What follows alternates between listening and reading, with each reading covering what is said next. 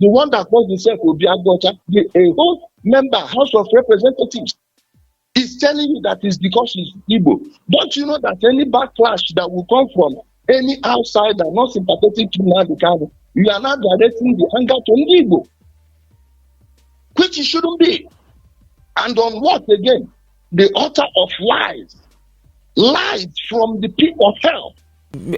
Initially, when the sit-at-home was declared, I don't know if you know, but IPOB came out to say that they are not a part of it.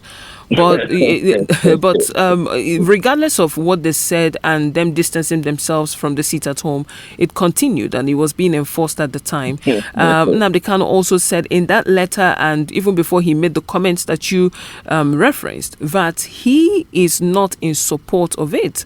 And he even cautioned Simon Ekpa before he was arrested.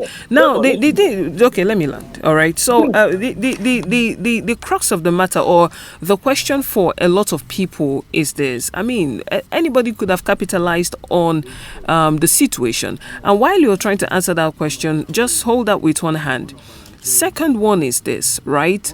If this is what is happening in the Southeast, for so many, it is not worse than what is happening in the northern part of the country. If, the government can be a bit softer, if they can negotiate with the criminals or the terrorists in the northern part of Nigeria, what stops them from doing exactly the same in this part of the country? Okay, let me answer you, please. Right. I can send you, after this program, Nnamdi Kanu's broadcast, when he was telling you that even a pregnant woman, even a mosquito will not set foot outside. He said, even if your children are hungry, this is his own pronouncement. These people have not been known for taking responsibility for their actions. They will brag with one thing today. When the people's anger, they know how to measure the temperature of the society. When the people's anger start turning against that, you see them denying the same thing they ordered. Now, on amnesty programs, when the last one they saw bandits and those community people, those people, the chief of defense staff, this immediate past chief of defense staff, went to that place 2 days later. Why didn't the media publish what he was telling the community? And we found out it wasn't the federal government reaching out to the people. It's the council bosses, they made. And those people, you have been told that you see how wide everywhere is. You see how porous the border is. These people are living in border towns. And those communities are signing peace deals. In fact, the same Katsina community today is on the news. They have attacked the same people. But they want to believe that the federal government, if the military starts treating these people in the Southeast with half the efficiency or the brutality they treat these people in the North, believe me, this IPOB issue will finish within 2 weeks. Now, in Imo State alone, also local government, you have more than 1,000 youths who have been given amnesty. In the whole of Imo State alone, between June and this November 7, 2025, there are over 4,000 youths who have been given amnesty and no one talked about it. Even till now, it is still open.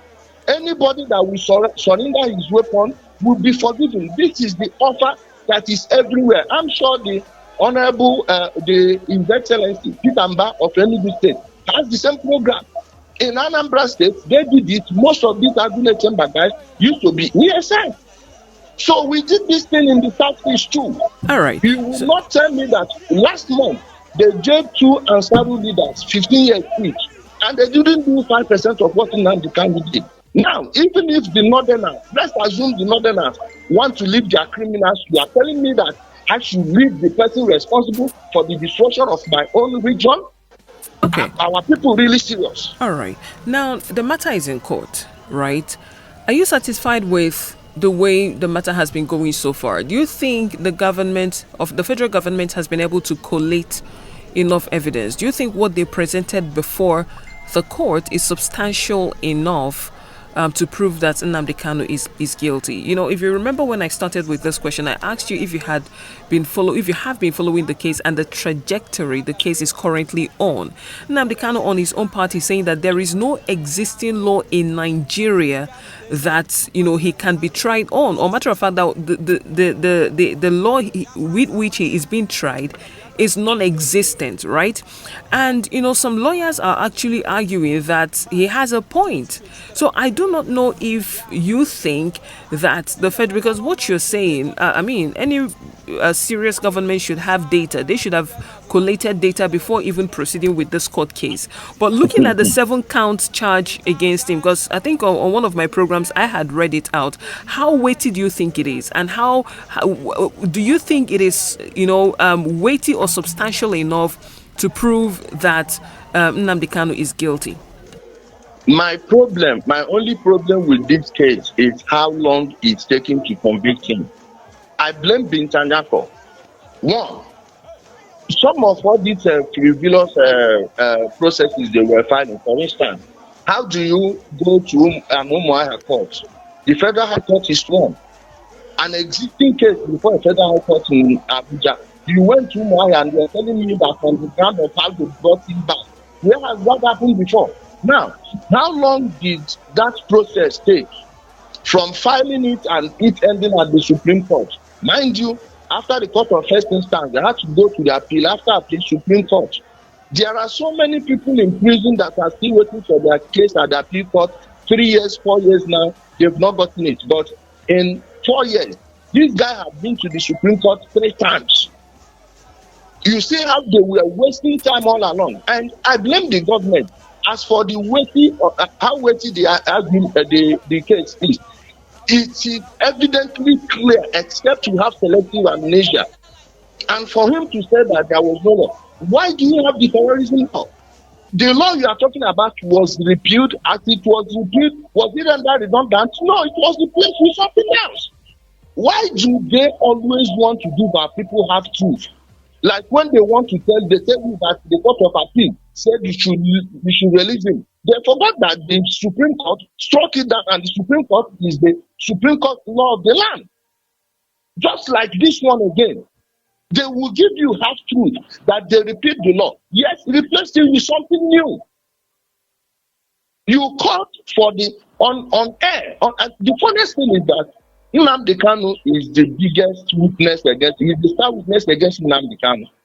The government didn't need to call anybody. All he needs to do is play his tapes, then bring some of all these commanders that are still in jail. Everything was said on air. He didn't hide it. Why do you think they are calling for a political solution and trying to make it a tribal issue? Oh, that because it's an Igbo. Kabiru Sokoto is from where? The 2 Ansari leaders there are from where? The sheikh of the Shia, the Shia guy, what's his name? He's from where? Why is it that our people will always infuse ethnicity into everything, even when it's not necessary, thereby putting the lives of an average Igbo man and woman in danger? Okay. If you make like the one that calls himself Obi Aguocha, a whole member, House of Representatives, is telling you that it's because he's Igbo. Don't you know that any backlash that will come from any outsider not sympathetic to Nnamdi Kanu, you are now directing the anger to Igbo, which it shouldn't be. And on what again? The author of lies from the pit of hell. All right. So, Ijele, before I let you go, the truth of the matter is, as much as you feel this way about Nnamdi Kanu, IPOB, his struggles and all of that, there are still people in the southeast or people, Bundibo, that still believe so much in this young man and believe that he's innocent and that he's a prisoner of conscience. Their homework. It's not about how we feel, how I feel or how they feel. It's about the law. And the fact is the truth has, like when it comes to truth, your opinion, your emotions don't get to vote. Whether how you feel, there is nothing. You will bring no topic you will raise now that we have a consensus on. At the end of the day, what does the law say? But the fact that, do you think majority are for him? What majority? Of Ndibo. It depends on the type of indigo you are talking about. It depends on the type of people. You cannot, all those communities where they used to have their camps, go there and tell them to release Nnamdi Kanu. These are the people that were hiding him when he was running away before. Go there and shout IPOB, let's see. Go to Osuyi too for now. I dare anybody. When Nnamdi Kanu ran away in 2017, he was hiding there for 3 good months. The federal government didn't know. But go to that community now and shout it, you see. Moreover, these people are using intimidation. Why are they burning people's homes? Why are they killing people for voicing? Most people in the Southeast cannot voice out what I'm voicing out, which you know. Even this program you're doing may get you enemies. Wait until after 24 hours. You see the type of bombardment you will receive. This is why it seems most of our people are not talking. People are tired. They are sick of these people, but our people are intelligent people without strength. All right. We don't have warriors anymore. We have people with intelligence, but they don't have the warrior spirit. The warrior spirit in us is dead. That's why we succumb to intimidation so easily. All right. Well, Ijele, it was a pleasure speaking to you.